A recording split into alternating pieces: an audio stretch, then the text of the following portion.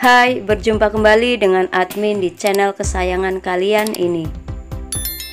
Kali ini admin akan membahas tentang asal-usul pemberian nama Nike Ardila beserta permintaan terakhirnya yang terwujud. Artikel ini pernah dimuat di tabloid Bintang Indonesia nomor 778 pada bulan Maret 2006 dan dari sumber lainnya.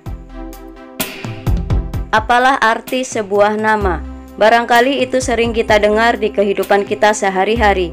Pemberian sebuah nama tidak serta-merta hanya mengandung arti dari seseorang saja, melainkan ada sebuah harapan dalam pemberian nama tersebut.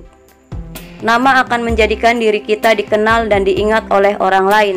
Dalam pembentukan sebuah karakter seseorang, juga bisa kita lihat dari nama orang tersebut. Inilah kisah sang mega bintang mendapatkan nama Nike Ardila. Dan berikut ulasan selengkapnya.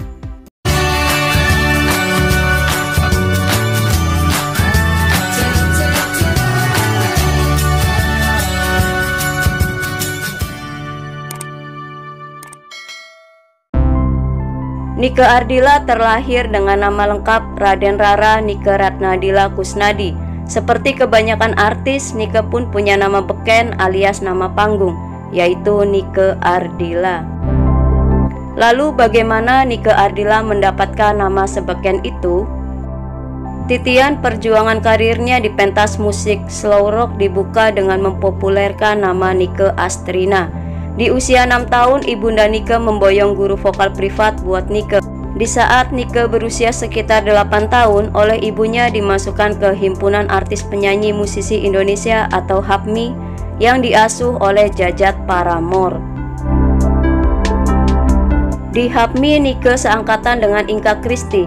Di sini Nike digembleng jadi penyanyi. Buat membentuk keberanian, Nike pernah juga disuruh untuk ngamen di toko-toko.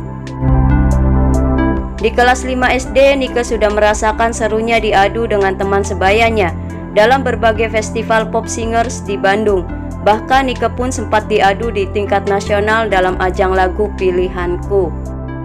Bagusnya, Nike selalu mendapat nomor di arena lomba ini.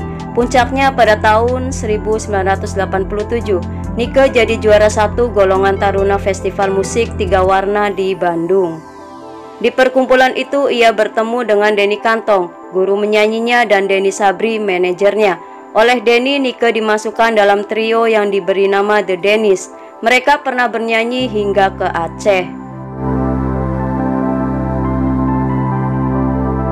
Denny Sabri juga yang pertama kali mengangkat Nicky Astria dan Mel Sandi ke pentas musik rock. Sebelum digarap oleh orang lain, Denny jugalah yang mengantarkan Nike ke Dedi Dores. Sebelum namanya melambung, Nike pernah ikutan berbagai proyek rekaman. Salah satunya album Bandung Rock Power. Di situ Nike memainkan satu lagu. Waktu itu ia masih memakai nama Nike Astrina, bukan Nike Ardila. Nama Astrina dipakai karena Nike adalah penggemar Nicky Astria. Namun karena nama ini tidak membawa hoki, segera saja diubah menjadi Nike Ardila. Nike Ardila nama temuan dari almarhum Denny Sabri.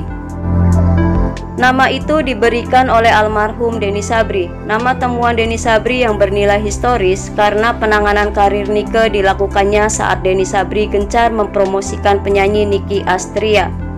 Seperti penuturan dari almarhum Denny Sabri ini, "Saya temukan nama Nike Ardila itu," dan Dedi Dores pun setuju untuk mengusulkan nama Nike Ardila ke produser rekaman.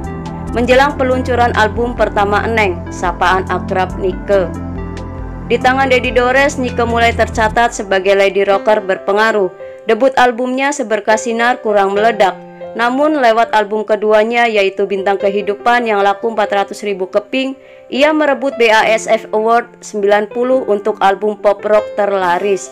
Kemudian di tahun 91 dan 93 meraih lagi penghargaan itu lewat album Nyalakan Api dan Biarkan Aku Mengalah. Dalam waktu singkat Nike jadi idola baru. Nike dianggap sukses menyisihkan Ratu Rock Nicky Astria yang kala itu sedang turun pamornya. Kala itu Nike nyaris tanpa pesaing. Tidak banyak orang yang tahu sebenarnya nama seindah Nike Ardila itu terinspirasi dari Ardilaya. nama bentangan sebuah bukit yang melatari desa Imbanegara, Ciamis. Entah sebuah kebetulan atau tidak, di Ciamis sendiri terdapat sebuah bukit yang bernama Ardilaya. Bukit atau Gunung Ardilaya ini sangat disegani oleh penduduk Ciamis karena di atas puncak gunung itu terletak sebuah makam keramat yang amat dihormati oleh warga setempat. Nama Ardila itu dipilih dengan maksud agar karir Nike bisa terus menanjak mencapai puncak setinggi Gunung Ardilaya. Nama baru inilah yang kemudian membawa Nike Ardila ke puncak karirnya. Nama itu juga dimaknai sebagai kenangan ke kampung halamannya ketika Nike Ardila beranjak membintang, dan nama kota Ciamis pun kian mengusik kecintaan tersendiri. Bahkan menjelang kepergiannya pun Nike sempat membangun sebuah rumah megah menghadap ke jalan raya Ciamis untuk tempat peristirahatan. Tetapi sebelum rumah itu sempat dihuninya, kenyataan lain menjemput Nike ke pemakaman keluarga besarnya. Hanya terhalang beberapa rumah dari lokasi rumah peninggalannya. 100 meter dari keramaian jalan raya, sebuah bentangan jalan aspal selebar kendaraan roda 4 disediakan sebagai sarana penghubung ke lokasi makam Nike Ardila. Suasana kerindangan yang nyaman memagari jalanan kecil yang membelah pemukiman itu. Kenyamanan para peziarah pun dilengkapi dengan fasilitas lahan parkir di dekat kawasan makam.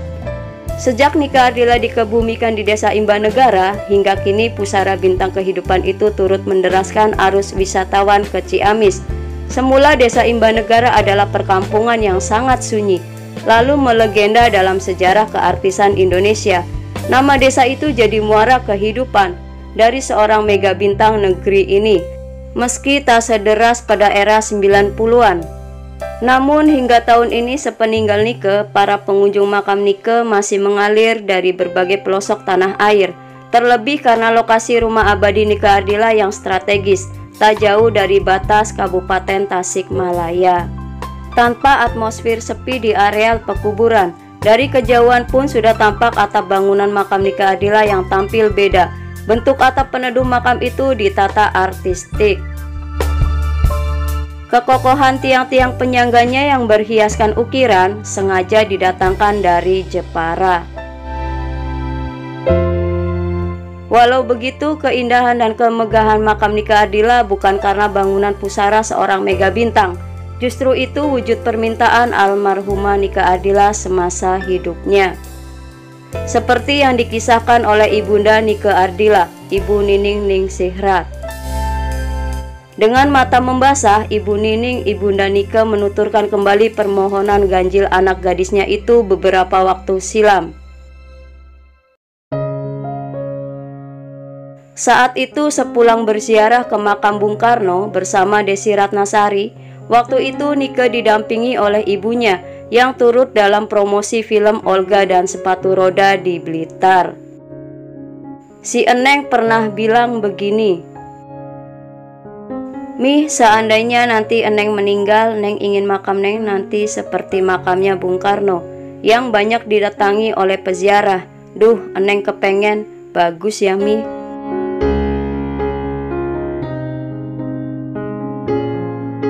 Nike bermanja-manja di pangkuan ibunya. Sang gadis membayangkan dirinya tutup usia. Sosoknya terbaring di balik makam, seindah makam Bung Karno yang sering mengalirkan peziarah. Seketika itu Ibu Nining Ningsihrat tersentak, lalu cepat menepis omongan anak gadisnya itu dan memintanya untuk tidak lagi bicara tentang kematian. "Tidak boleh Eneng bicara seperti itu." Ibu Nining cemas. Nike tertawa nyaring seolah menertawai kecemasan ibunya itu. "Maaf, memangnya kenapa Mi kalau Eneng meninggal?" balas Nike membujuk ibunya agar kembali ceria. Sesaat ibunya Nike memandangi wajah anak gadisnya itu yang senang bermanja di pangkuannya. Tiba-tiba Ibu Nike kembali kaget ketika melihat sepasang bola mata anaknya itu sekilas tampak membiru. "Mirip seperti mata artis Marilyn Monroe," ceritanya. "Kenapa Mi?" Nike bertanya kepada ibunya dengan penuh keheranan. Ibunya seketika terdiam sambil memandangi mata anaknya yang penuh dengan tanya itu. "Eneng, itu matanya pakai apa? Softline biru?" tanya Ibu Nike. Sang gadis pun terbengong lalu bergeleng kepala. Ibu dan anak itu saling bertatapan. Itulah kisah tentang temuan dan arti nama Nike Ardila dan sedikit cerita dari Ibunda Nike Ardila tentang permohonan terakhir anaknya yang telah terwujud. Semoga menambah informasi dan selalu bermanfaat. Terima kasih dan sampai jumpa kembali.